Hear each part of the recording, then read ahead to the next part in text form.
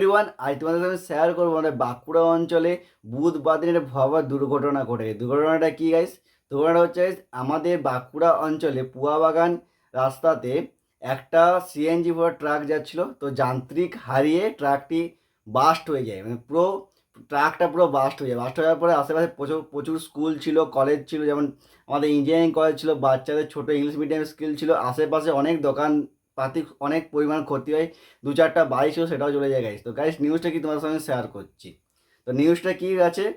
News হচ্ছে guys, news হচ্ছে বড় খবর, পুয়াবাগানে সিএনজি নিয়ে যাওয়া গাড়ি হঠাৎ বিস্ফোরণ, এলাকা জুড়ে চাঞ্চল্য। কি বলছে, পুয়াবাগান এলাকায় সিএনজি নিয়ে যাওয়ায় একটি গাড়িতে হঠাৎ বিস্ফোরণের ঘটনায় ব্যাপক আতঙ্ক ছড়িয়ে পড়ে। কি কি হয়েছে? বিস্ফোরকের তীব্র শব্দের অপেক্ষা আশেপাশের বাসিন্দারা ঘর থেকে বেরিয়ে আসেন।